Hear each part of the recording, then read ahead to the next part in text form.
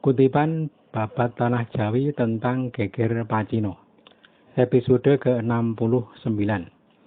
Adipati Madura memberangkatkan prajurit menggempur Kartosuro. Alkisah pasukan Cina yang dulu dikalahkan Kapten Hohendorp di Lemah Abang, sekarang masih berada di Tuntang.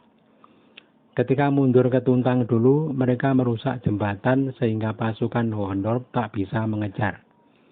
Kedua kubu hanya saling tembak dari seberang sungai. Tidak ada yang kalah dan menang. Pasukan Hohendorp kemudian mundur ke Ungaran. Kapten Hohendorp lalu melaporkan jalannya perang kepada Kumendur dan komisaris di Semarang. Dalam laporan, Hohendorp menyebut bahwa pasukan Kompeni sudah berhasil memukul mundur pasukan Cina dari Lemah Abang. Namun, mereka belum dapat mengalahkan di Tuntang. Kumendur dan komisaris sangat suka mendengar laporan itu. Di kubu pasukan Cina, dua pemimpin mereka, Muda Cupian dan Ki Garwo Kondo, juga telah melapor ke Kartosuro. Mereka melaporkan kekalahan di Lemah Abang.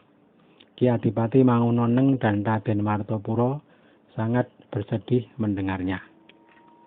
Sementara itu, utusan Sang Raja Panembahan Brawijaya yang disuruh ke Madura, Mbok Gadung dan Mbok Waringin, telah sampai di tempat tujuan. Surat dari Sang Raja Pakubuwono telah disampaikan kepada Pangeran Cakraningrat. Sang Pangeran tertawa sambil memukul paha, karena dalam surat Sang Raja sampai menghibah-hibah dalam meminta bantuan.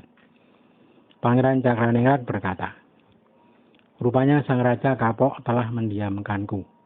Rasakan akibatnya kalau lebih suka mendengarkan perkataan orang jahil." Pangeran Cakraningrat kemudian memanggil Patih Ki Mangundoro dan para lurah prajurit. Yang dipanggil segera menghadap. Telah hadir Jaya Sudiro, Jaya Prameyo, Truno Tan Gingsir, Dharma Wongso, dan Kartoprojo. Kepada mereka diperintahkan berangkat ke Kartosuro dengan membawa 3.000 prajurit, 700 bersenjata senapan dan karabin, 1.600 bersenjata tombak pendek, dapur Bung Ampel, 700 bersenjata campuran tombak dan pedang. Mereka juga membawa bestrong dan kalantaka sejumlah 60 buah. Pangeran Cakraningrat berpesan, "Engkau, hai Jaya Sudiro, berangkatlah memimpin pasukan bersama si Kartorejo. Jadilah wakilku. Segera taklukkan Kartosuro. Si Dharma Wongso, si Truno Tan Gingsir, dan si Jaya Prameyo ikutlah serta. Si Ardopati dan si Diposono dari Tuban, kerahkan semua pasukanmu. Pasukan Tuban jangan ditinggal, walau seorang pun. Juga dari Gresik dan Sidayu, semua kerahkan ke Kartosuro, tetapi jangan ikut berperang. Kalian mengantar prajurit Madura saja sambil bersorak di belakang untuk memberi dukungan. Ingatlah, jangan pulang kalau Kartosuro belum takluk. Seorang pun tak boleh pulang kalau kalah.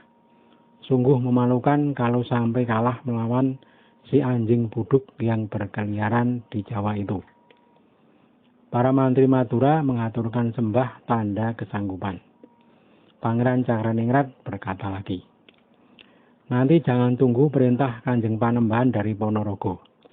Segera saja serang Kartosuro. Kalau sudah takluk, nanti gampang urusannya di belakang. Kalian besok semuanya cukur gundul. Kepala pelontos kalian akan membuat peluru meleset. Itu ilmu laduni dariku.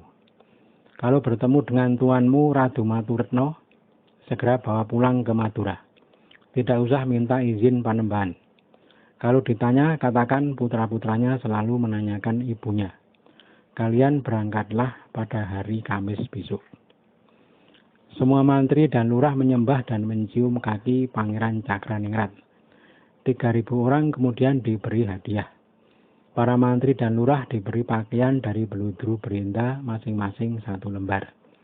Pasukan Sorogeni dan Panombak masing-masing diberi pakaian sangklat merah dengan renda merah, biru, kuning, ungu, dan megan.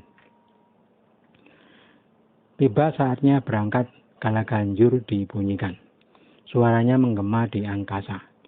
Pasukan Madura berangkat dengan kapal. Di Gresik mereka mendarat dan segera menuju Lamongan. Lalu kemudian menuju Jipang. Pasukan garis depan dipimpin Demang Joyoprameyo dengan membawa 300 prajurit. Juga ikut di depan Raden Darmawangsa dan Raden Truno Tanginsir. Dari Jipang, mereka kemudian menuju Kaduang. Sementara itu, Susuhunan Bauwarno dan Panembahan Brawijaya yang berada di Kukur sedang tampil di hadapan para punggawa.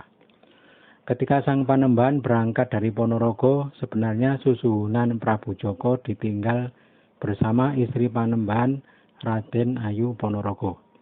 Namun karena Panembahan selalu khawatir meninggalkan sang putra, maka 3 hari kemudian Susuhunan Bauwarno Prabu Joko dipanggil. Susuhunan Bauwarno lalu berangkat bersama Raden Ayu Ponorogo ke Kukur. Perjalanan mereka dipercepat tanpa berhenti di Kincang. Setelah Susuhunan Bauwarno sampai di Kukur, Panembahan Brawijaya merasa tenang hatinya. Waktu itu Pangeran Madiun memberitahu bahwa pasukan Madura datang dan sudah sampai di Desa Kayu. Pada saat yang sama, utusan Panembahan yang menjemput kepunahan Tumenggung Mataun Jipang sudah kembali dari Kapadangan dengan membawa Mbok Retno. Tak lama datang pula utusan Raden Surodiningrat yang memberitahukan bahwa musuh sudah menduduki Jogorogo. Mereka membuat markas di Desa Careme. Pemimpin mereka adalah Notoyudo, Maospati, Yudonagoro, dan Pringgoloyo. Sang Panembahan berkata, Dinda Martoloyo dan Dinda Mangkunagoro, bagaimana pendapat kalian menghadapi musuh di Careme ini? Kedua pangeran menjawab, Paduka duduk nyaman saja.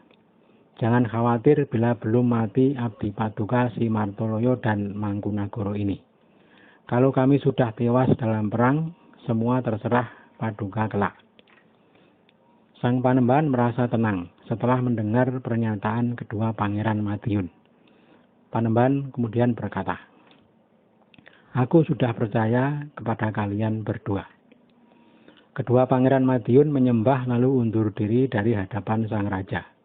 Keduanya lalu memilih prajurit yang akan diajak berangkat ke medan perang.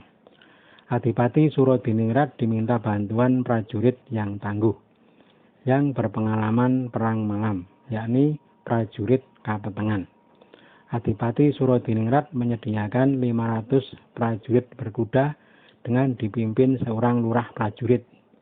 Adapun pasukan Pangeran Martoloyo sudah dipilih dari para prajurit Kapetengan yang tangguh, dengan pimpinan Patih Madiun Raden Sewoko, yang masih terhitung adik dari Pangeran Martoloyo. Sedangkan pasukan Pangeran Mangkunagoro dipimpin oleh Patih Ki Mangkuwijoyo. Jumlah pasukan dari Madiun kira-kira 1.000 prajurit. Pasukan Panembahan Brawijaya segera berangkat. Mereka telah diberi pesan agar jangan menombak seseorang kalau tidak didahului. Semua menyatakan kesanggupan. Pada malam hari mereka berangkat dari Pondokan. Mereka berjalan seperti pencuri di malam hari. Tidak ada yang bersuara selain suara tapak kaki mereka. Singkat cerita, mereka sampai di Careme dan segera mengepung barisan musuh. Pasukan musuh tak mengira kalau akan diserang. Mereka enak-enak tidur dengan nyaman. Pasukan Madiun Ponorogo tak menunggu waktu siang. Begitu sampai langsung menyergap. Pasukan Kartosuro kaget karena tiba-tiba musuh telah masuk ke perkemahan dan benteng mereka. Banyak yang kelabaan dan asal menombak. Tak sedikit yang mengenai teman sendiri. Para prajurit kecil sudah bubar saling terjang. Tak lagi mengingat tuannya. Para punggawa pun ikut berlari mengamankan diri. Markas pasukan Kartosuro dijarah dan semua barang serta senjata diangkut. Ketika hari terang, markas Careme sepenuhnya dapat dikuasai pasukan Madiun Ponorogo. Para punggawa dan prajurit Madiun Ponorogo sepakat untuk tidak kembali. Jangan tanggung, sekalian menyerang ke Jogorogo. Segera pasukan Madiun Ponorogo berangkat dari Careme. Pada siang hari mereka telah sampai di Jogorogo. Kota itu sudah tak memberi perlawanan lagi. Tumenggung Jogorogo ditangkap dan barang-barang dijarah. Kemudian diserahkan kepada dua pangeran Madiun. Kedua pangeran sangat bersukacita. Keduanya lalu melaporkan kepada Panembahan Brawijaya bahwa musuh di Careme telah sirna dan Bupati Jogorogo telah menyerah. Si Tumenggung Jogorogo kemudian mengaturkan sembah, lalu setelahnya ditempatkan di pondokan. Lalu kepada dua pangeran, Panembahan Brawijaya berkata, "Kalian berangkatlah sekalian ke Kartosuro. Aku akan segera menyusul di belakang kalian."